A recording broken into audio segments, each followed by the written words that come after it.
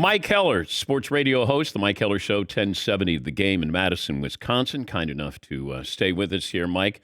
Apologize for that. Is this personal or is this business for Aaron Rodgers?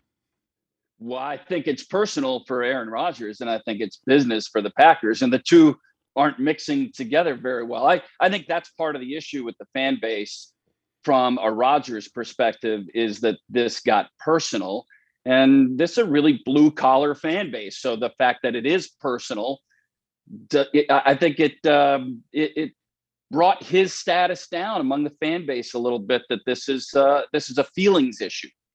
How did this start? Who started this?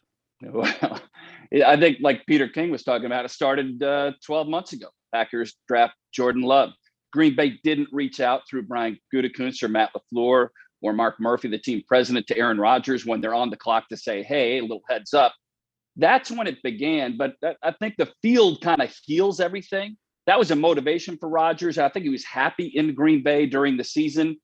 And I also think, Dan, that when the season ended, his agent, Dave Dunn, went to Green Bay, said, okay, can we dispense with the Jordan Love nonsense and just do this, extend the contract and have the guarantee in place that my client, Aaron Rodgers, is going to be here. And when the Packers said, no, that's not how we do business, which is another thing that Peter King was talking to you about in the last hour, I think that's when Aaron Rodgers said, okay, then I don't want to be there. We're not going to do business that way. Then I don't like Brian Gutekunst. I don't like the way this is operated, and let's move on. But doesn't Aaron know that this happened 16 years ago when he was selected in the first round with Brett Favre? Did they give Brett Favre a heads up that they were taking Aaron Rodgers? Yeah, I don't think so. And there's a little revisionist history because Rodgers has turned into a first ballot Hall of Famer, and a lot of people are dubious as to what Jordan Love brings to the table. And there wasn't any camp or any exhibition games or anything of that ilk to work through last year. So nobody has the idea of whether Jordan Love will be great. Dan, I really think that the Packers were doing this to take one more significant run up the mountain or one more significant bite at the apple this year, the 2021 season, and then to see where they stood. And if it worked, maybe they go longer. And if it didn't work, if they were a first round playoff out, or if they didn't make the playoffs, then the transition out from a cap standpoint is much more agreeable to Green Bay's side and the business of football than it is in any other way. This was an open secret, though, Mike. It's strange. I think it was 5 weeks ago. I've lost track of time, where I had a source say it's laughable to think Aaron Rodgers will be there after this upcoming season. And I thought, wow, okay. And then you find out that the Rams reached out. This was a while ago, before they were going to go after Matthew Stafford. The Niners, reach out. So it was sort of there right in front of us, but I'm just wondering who leaked this. How did this leak? Could the Packers have leaked this to make Aaron Rodgers look petty? Sure. There's a fair question there about where the information comes out last Thursday. And Aaron says on Saturday off camera to Tariqa that he was really disappointed that this got out.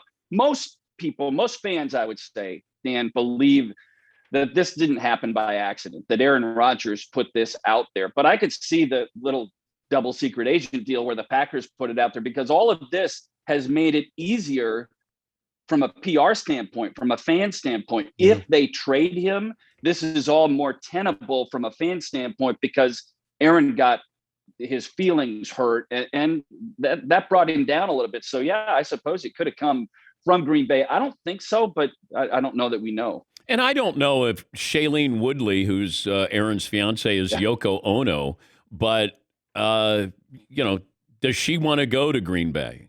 I don't know what role anybody plays here, but it just feels like, and Peter King said that at the end of the segment I did with him, he doesn't think Aaron Rodgers is there next year. So, what happens next? Yeah, I don't know. McLovin, do you know? I wore this shirt in honor of McLovin today. I figured he had inside info. Yes, but, the broken glasses T-shirt. Yes, McLovin. Yeah, my wife is a big Shailene Woodley fan. That's all I have to share with us. There you go. Okay, thank you, McLovin. Well, yeah, I think Shailene Woodley certainly would be viewed that way. Didn't she say on a late night show that she didn't think she'd marry a guy that threw balls for a living? So I don't think she's a big football aficionado. So, women make us sometimes we're in situations where some men will do things they don't necessarily want to do. And one of the reasons why I wanted to have you on is to get the local fan reaction, because Yeah. I think nationally it's different than locally. I think nationally, most of us fans or people in the business say, well, the Packers brought this on themselves. But then I started to get a sense of, maybe the Packer fan is like, well, why would you do this on the day of the draft? It feels like you're being petty. Just prove them wrong and play again and put up another MVP season. And so there's a disconnect here, it feels like, nationally and locally.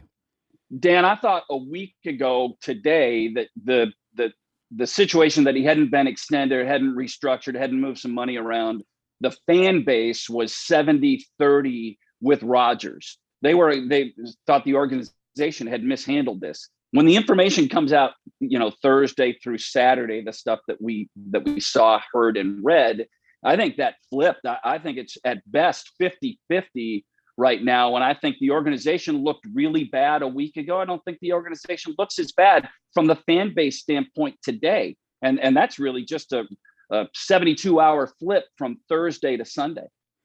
I'll ask you the same question I posed to Peter King. Is Aaron Rodgers the starting quarterback for the Packers week 1?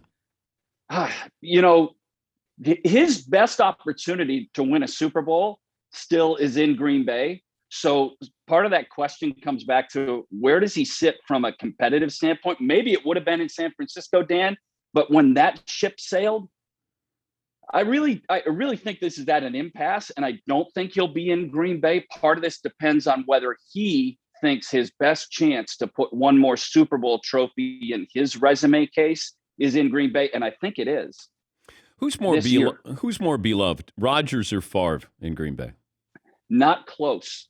Brett Favre had always fit in here, even though he was, a Southern boy. He fit in Wisconsin. He ate the cheese, he drank the beer, probably too much beer. He was a Wisconsin guy. He hunted, he fished. Aaron has never been beloved as the person. Now, he probably does great things. I know he does in a benevolent way. He does great things, but he's never fully fit in Wisconsin. Doesn't drink beer, doesn't eat cheese, isn't out at the bars. Favre did all of those things, right? So I don't think it's close. Favre is beloved even with that bad divorce, and Rodgers has never been loved in the same way. He's a better quarterback. I think fans recognize that, but he's not been loved the same way. I hope Jordan Love is learning how to drink beer and eat cheese, though. Right. Hey, Mike, great to have you on. Thanks for joining us. Thanks, Dan. That's Mike Keller, very popular radio host in Madison, Wisconsin, the Mike Keller Show, 1070, The Game.